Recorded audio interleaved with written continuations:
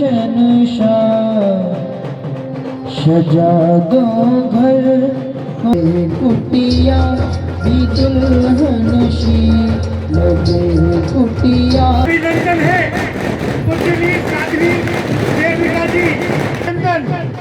समय का बाजार फल की चौकी ऐश्वर्य अपार्टमेंट के निवासी आपका पलक पावड़े बिछाकर हार्दिक अभिनंदन करते हैं।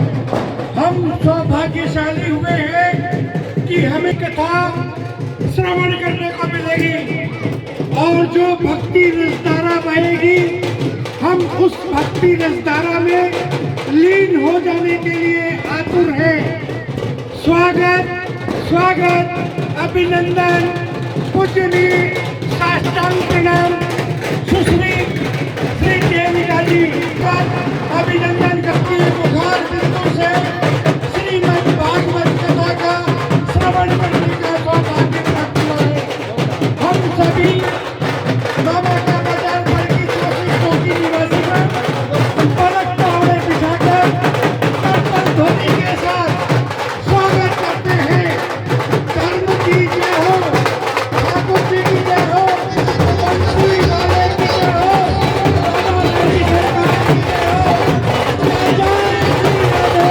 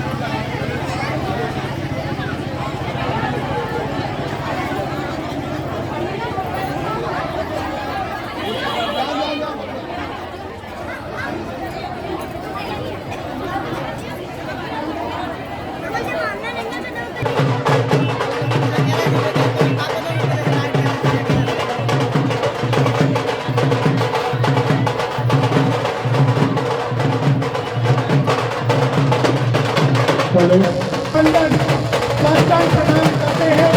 घर से नीचे उतार कर ले आइए, देवी जी को मंच पर लेकर आइए। आशा जी, आशा जी, देवी जी को मंच पर लेकर आइए। आशा जी, देवी जी को मंच पर लेकर आइए। आरती होगी, उसके बाद बोलेंगे।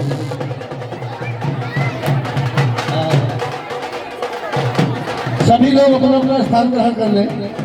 इधर उधर घूमने से कोई फायदा नहीं है, आप लोग बैठ जाएं। और कर्तन ध्वनि से हाथ उठा करके, हाथ जोड़ करके, साष्टांग प्रणाम करके आपका हार्दिक स्वागत और अभिनंदन करते हैं। आपका स्वागत है, वंदन है। हमारे घर की चौकी मामा के बाजार रहवासीगण निवासीगण आपका हार्दिक स्वागत और अभिनंदन करते हैं।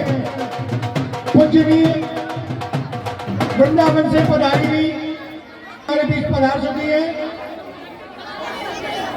आपका हार्दिक स्वागत, वंदन, अभिनंदन। आपके मुखार बिंदु से हमें श्रीमद् भागवत कथा रसधारा, भक्ति रूपी रसधारा ठाकुर जी की कथा, राधा रानी की कथा में श्रवण करने का सौभाग्य प्राप्त हुआ है।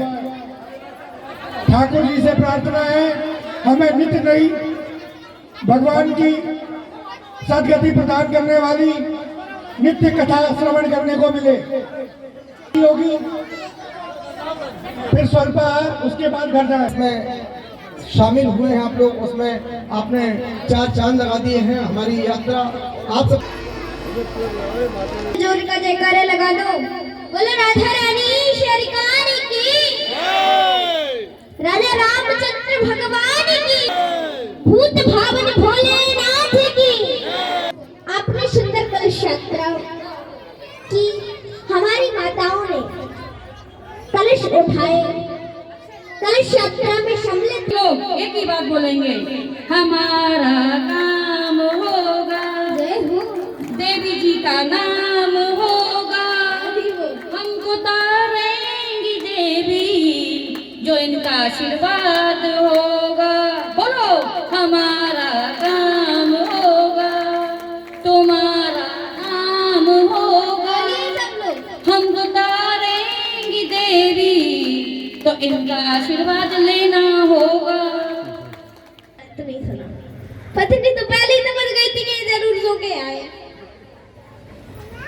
अब बोली ये कोई शब्द नहीं है, ये उन्होंने आपको मंत्र दिया है, मंत्र, इसका जप किया करो। बोले ठीक है। भगत जी गए। अब भगत जी तो वहां 3-4 घंटे सो के आए थे आराम से। भगत जी को नींद ही ना आया, नींद ही नहीं आ रही थी। तो भगत जी ने सोचा क्या करूं, सोचा हाँ पत्नी ने कहा था कि आपको उन्होंने मंत्र दिया, चलो थोड़ा बहुत मंत्र का जप कर लेता। और जप करने लगे, आइए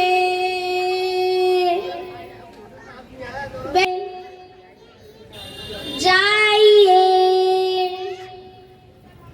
आइए बैठिए जाइए आइए बैठिए जाइए। वैसे जब कर रहे थे तभी पूरे घर की लाइट बंद थी। चोर आए। चोरों ने सोचा अरे ये अच्छा घर मिल गया, अच्छा बड़ा घर है और सब सो गए हैं, चलो चोरी करते हैं। गए चोरी करने के लिए, जैसे गए तो वह घर के अंदर जब गए तो भगत जी तो जोर जोर से मंत्र का जप कर रहे थे, आइए बैठिए। अब जब वह चोर अंदर को आया थोड़ा सा तो उसने सोचा बैठिए, अरे अब तो किसी ने पक्का देख लिया, मुझे जान भी गए, पहचान भी गए। वो भागा पीछे, और जैसे ही भागा तब तक भगत जी बोले जाइए। सोचा जाइए, अब इन्होंने मुझे पहचान लिया, अब सुबह मुझे पुलिस से पकड़वा देंगे।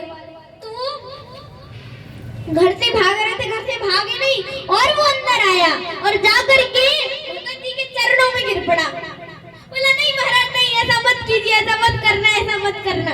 भगत जी घबरा गए, कौन आ गया? लाइट खोली, बोले भैया तुम कौन हो? बोले हम। अरे अब आप हमें पहचान ही गए हैं तो हमारी मुझे क्यों कहलवा रहे हैं? अब आप तो हमें पहचान ही गए हैं, पहचान पकड़वाना। और वो ऐसा सब चरणों में चढ़ा करके चला गया। उसने पत्नी को जगाया भगत जी ने। जैसे भगत जी ने पत्नी को जगाया, पत्नी ने कहा क्या हुआ, सारी बात बताई। भगत जी ने अपनी पत्नी को, पत्नी समझ गई। पत्नी बोली देखो वो एक चोर था और जिस मंत्र का आप जप कर रहे थे ना, वो कोई सचमुच का मंत्र नहीं, वो एक छुटमुट का मंत्र था। तो जब छुटमुट के मंत्र का जप करने से सचमुच का चोर बस में हो गया, सचमुच का चोर अधीन हो गया, चरणों में गिर पड़ा, झूठे मंत्र का जप करने से सचमुच का चोर पकड़ में आ गया, चरणों में गिर पड़ा, आपके अधीन हो गया। तो अगर आप सचमुच के मंत्र का सत्संग को सुनेंगे, सचमुच के मंत्र का जप करेंगे, तो आपके जो अंदर झुट-मुट के चोर है, झूठे चोर है ना, काम, क्रोध, लोभ, मोह, ये सब आपके अधीन हो जाएंगे। तो आपको भगत जी जैसा नहीं करना है कि आए और कथा में आकर के सो गए। पता कई कई जगह ऐसा होता है कि माताएं आई, कहीं टिकने की व्यवस्था देखी, इतना बड़ा घूंघट डाला और वो टिक के सो गई। अब ना तो बगल में बैठी बहन जी को ये नहीं पता चलेगा कि ये सुन रही है कथा की सो रही है, और ना ही व्यास जी को तो पता कैसे चलेगा। व्यास जी तो इतनी दूर बैठे हैं, सो रही है कि कथा सुन रही है, तो व्यास जी को क्या पता चलेगा। तो ऐसा होता है कई कई जगह, लेकिन आपको ऐसा नहीं करना है माता। आपको तो मन लगा करके ध्यान से कथा को श्रवण करना है, कथा को सुनना है। कथा को सुनने से बहुत फायदा होगा। आपके बच्चों के अंदर संस्कार आएंगे, आपके बच्चे संस्कारवान बनेंगे। अगर आप अपने बच्चों के अंदर संस्कार लाना चाहते हैं तो आप कथा में आए, और जब आप कथा में आओगे तो आपके बच्चे तो कथा में आएंगे ही आएंगे। जब आप आओगे तो आपके बच्चे भी पीछे पीछे आएंगे। जो आप करेंगे वही आपके बच्चे करेंगे। देखो, मैं देखती हूँ कि छोटे छोटे बच्चे गुटखा खाते हैं। क्यों खाते हैं? उनके माता पिता खाते हैं तो वो खाते हैं। माता पिता की देख करके बच्चे भी वैसी आदत सीख जाते हैं जैसे माता पिता करते हैं।